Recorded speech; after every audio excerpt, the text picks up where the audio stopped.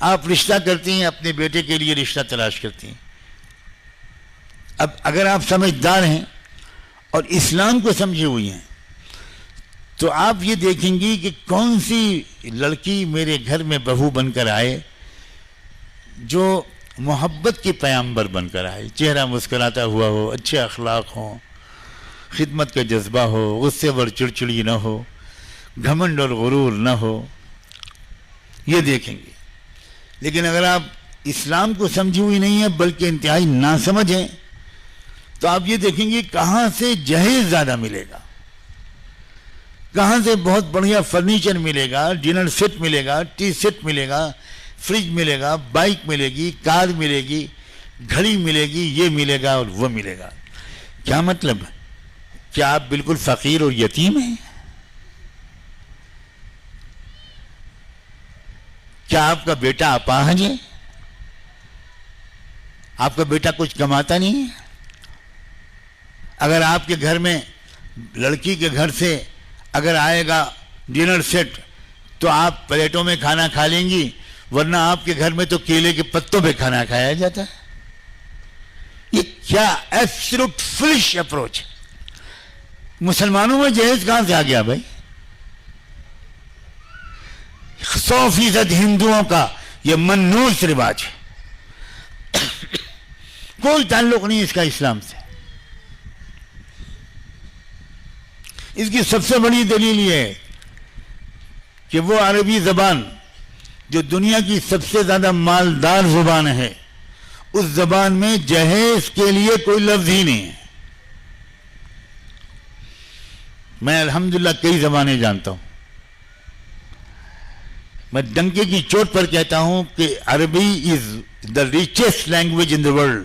پوری دنیا کی سب سے مالدار زبان ہے. اور انگریزی بیچاری تو بہت ہی غریب ہے، وہ زکوٰۃ کی مستحق ہے.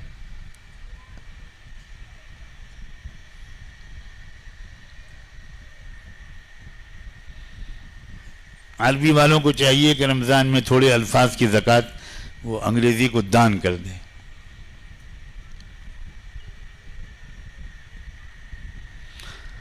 اتنی مالدار لینگویج ہونے کے باوجود بھی عربی میں جہیز کے لیے کوئی لفظ ہی نہیں ہے.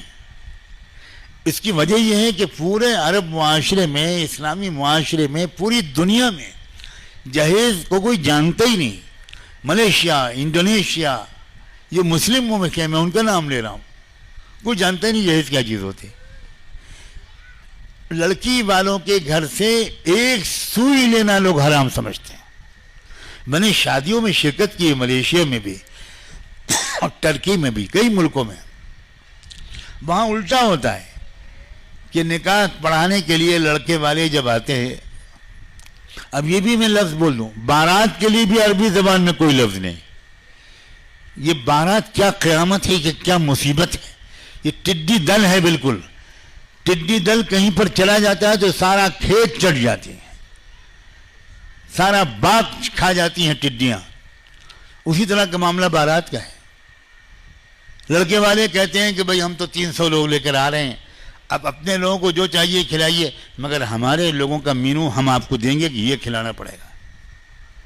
آپ قصائی ہیں، آپ ڈاکو ہیں، آپ چور ہیں، آپ لٹیرے ہیں، کون آپ؟ یہ کیا واہیات باتیں مسلمانوں کے اندر آ گئی ہیں. آپ سمجھتی ہیں کہ آپ نماز پڑھتے رہیں گی یہ کافی ہے؟ بالکل کافی نہیں، ہرگز کافی نہیں. اسلام نماز روزے کا صرف نام نہیں ہے، اسلام ایک مکمل تہذیب ہے، زندگی گزارنے کا ایک مکمل طبقہ اور طریقہ اور سسٹم ہے.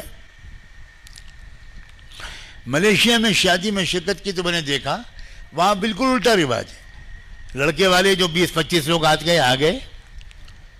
اب لڑکی والوں نے کہا کہ بھئی کچھ ڈرنکس پی لیجئے، کچھ وہ بیٹھ جائیے، آپ لوگ دور سے آئیں، دوسرے شہر سے، تو جائیں گے تو صبح ہو جائے گی، کھانا کھا لیجئے.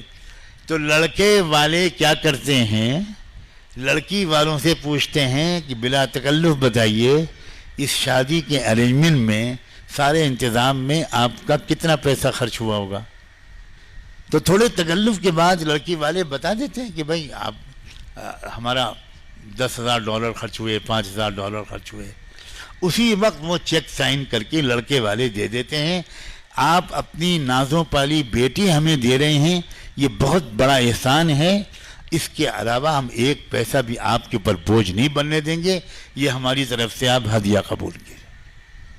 یہ ہے عورت کی عزت, یہ ہے بیٹی کی عزت, یہ ہے بہو کی عزت.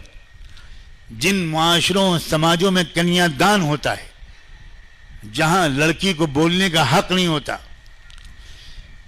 جہاں لڑکیوں کو زندہ جلائے جانا عام رواج ہے, جہاں شوہر کی چتا پر بیوی کا ستی ہو جانا اور اسی جلتی ہوئی لاش پر بیوی کو ڈھکیلا جاتا تھا اور وہ بیوی چیختے چلاتی جل کے مر جاتی تھی, اس سماج کی ہم نقل کر رہے ہیں. بجائے اس کے کہ اس سماج کو ہم تحفے دیں, بجائے اس کے کہ اس سماج کو ہم کچھ دیں, اس سماج میں بہت سے لوگ لینے کو تیار ہیں. اس سماج میں بہت سے لوگ اچھے اور شریف انسان بھی ہیں, سب خراب نہیں ہیں.